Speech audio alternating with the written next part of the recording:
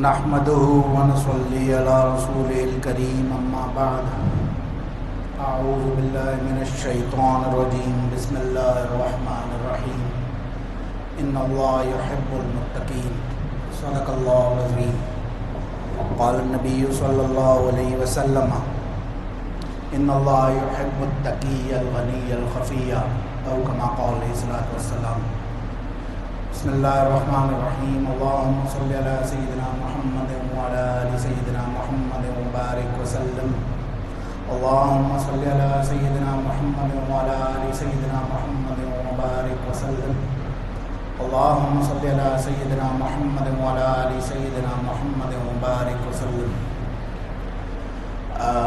In our glorious Quran, Allah subhanahu wa ta'ala says, Inna Allah yuhibbul muttaqeen.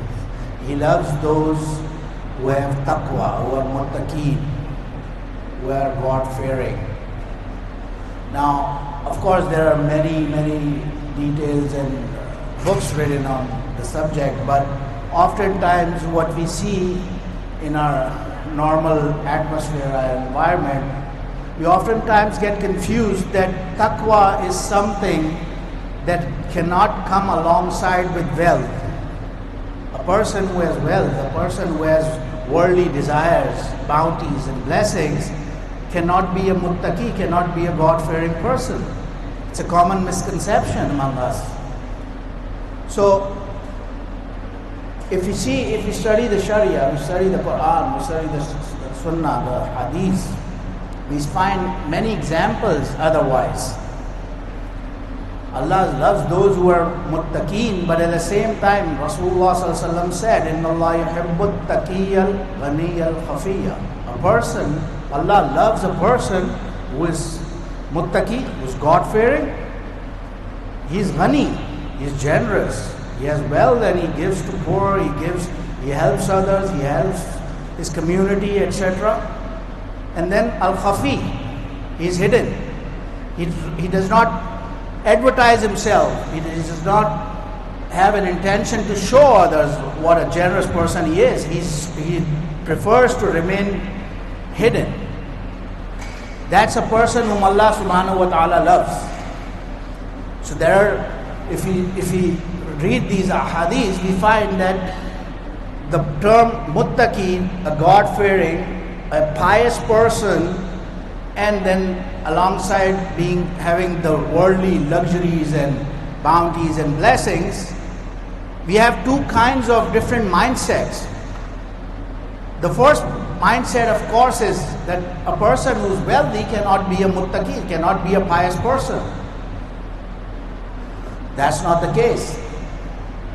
If you see, who else? I mean, when we study the Ummah, what better examples in the Ummah for us other than the Sahabas? And among the Sahabas, if you see, first of course, Abu Bakr, Umar, Usman, Ali, the Khulafai Rashidin, that's the level that nobody can beat. But then the second one is Ashra Mubashra, the top 10 Sahabas. Said Rasulullah sallallahu alaihi wasallam, Abu Bakr fil Jannah, Umar fil Jannah, Usman fil Jannah, Ali fil Jannah, Talha, Zubair, Saeed bin Jubair, Abdurrahman bin Auf, Raziyallahu anhu, the top 10 Sahabas we see. Usman Raziyallahu anhu, of course, we have all heard ample examples of his wealth. That didn't mean that he wasn't pious, of course not. He is among the Khulafai Rashidin, the top 4 Sahabas. We have read ample stories of his wealth and how he donated generously towards the cause of Islam. And then the other example we see among the top 10, the Ashra Mubashara, Abdurrahman bin Auf Raziyallahu anhu. He migrated from Mecca to Medina. Now we can easily understand, a lot of us are immigrants here, so he also migrated for his security, but he came to Medina with zero, with nothing. And Rasulullah ﷺ had a ukhuwah built among the Sahabas. Every Ansar made a brother, one of the Muhajirs, and they offered them their homes and everything. So he came here with zero, and the Sahabi who was hosting him, he asked him, what do you want? Whatever it is that you need, just let me know. His reply was, no, just show me the way to the marketplace, way to the bazaar, the way to the souk. That's all I need. So he started working, he started doing business, and it's written in the books at the time when he passed away, he left somewhere around over 10 billion gold dinars in his inheritance. The currency, that was gold dinars and silver dirhams at the time. It was official, legal tender currency up until 1943. The whole world was accepting gold coins and silver coins. Those were the currencies. And 10 billion gold dinars, more than that, comes down to hundreds and hundreds of billions of dollars in today's terms. If he was among us today, he probably would be the richest man on earth today. And what is he? He's among the Ashra Mubashra, the top 10 Sahabas. He had Taqwa in his heart. He had the word, but he had Taqwa in his heart at the same time. So when his inheritance was being passed out, and it's written in the books that each one of his wives got about over 8 million gold dinars in inheritance. Study the inheritance laws. A wife, usually, regardless of how many wives a person has, they get 1/8 of the total inheritance. So imagine how much wealth did he have. But he had taqwa in his heart. He was God-fearing.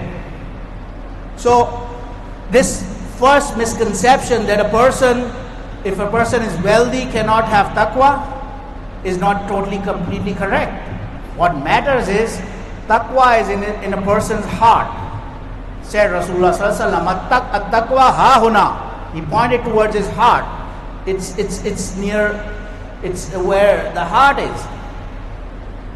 And there are so many ahadith that describe the blessings for a person who goes out and earns halal for his family. Rasulullah sallallahu alaihi wasallam said that when such a person, so and so, who goes out, earns halal for his family just for the intention that he wouldn't have to beg or ask from somebody else, that person would meet Allah subhanahu wa ta'ala on the day of judgment, and his face would be bright as the brightness of the 14th moon. That's how appreciated that such a person is in the eyes of Allah subhanahu wa ta'ala.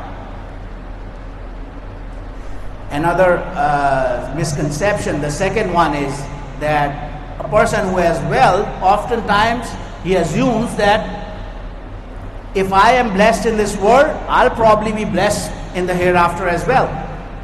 The blessing is a sign that Allah subhanahu wa ta'ala is so happy with me. That's also completely wrong, because there's a story mentioned right in the center of the Quran about two people, one of whom Allah had blessed so much. And what was his misconception? Ma zunnu an tabida hazi abada. I think this wealth is going to remain with me forever. Ma zunnu sa'ata qa'imatan wala irudittu ila rabbi la jidanna khayran minha munqalaba.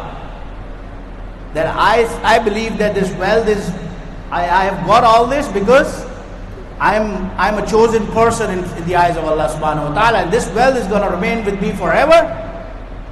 And I believe that even in the hereafter I would get a reward somewhat similar to how much luxury I have been blessed with in this world. So that's also completely wrong, because at the end, when his whole garden was perished, he said, Ya laytani lam ushrik bi rabbi ahada. Oh God, I hope I didn't have this kind of attitude.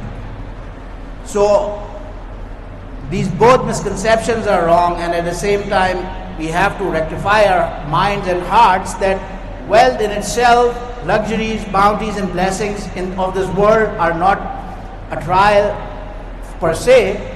They are a trial if you want them to be. And a person who, I'll just like to conclude this with the last hadith of Sahabi asked Rasulullah sallallahu alaihi wasallam, that oftentimes we see people who have been blessed with so much, even though they are sinful, they are full of ma'asiyah, disobedience. Rasulullah ﷺ said, if you see such and such so and so person who has been blessed and yet he is disobedient and he is not at all obedient to Allah subhanahu wa ta'ala, that's istidraj. And they recited the verse, فَلَمَّا نَسُوا مَا ذُكِّرُوا بِهِ فَتَحْنَا عَلَيْهِمْ أَبْوَابَ كُلَّ شَيْءٍ. So my dear brothers and sisters, may Allah subhanahu wa ta'ala give us all tawfiq on this blessed day of Jummah to have our intentions, our niyas rectified. For if there is no harm in earning halal, there is no harm in going out, earning all what we can, having all the luxuries and wealth of this world. There is no harm in that. A person who does that, who goes out, earns halal for the sake of pleasing Allah subhanahu wa ta'ala and for the sake of pleasing his family and for the sake of protecting himself from asking from others, for him, said Rasulullah sallallahu alaihi wasallam, "At-tajiru sudukul amin ma'an nabiyyin was-siddiqin was-shuhada." An honest businessman, an honest person who does not cheat, who does not lie, will be on the day of judgment, on the day of Qiyamah, will be among the prophets and among the shuhada and among the siddiqeen. May Allah subhanahu wa ta'ala give us all tawfiq to earn halal, to have our niyas, our intentions rectified, and make us all pure, completely muttaqeen in the eyes of Allah subhanahu wa ta'ala. Jazakumullah khair. Wa akhiru da'wana alhamdulillahi rabbil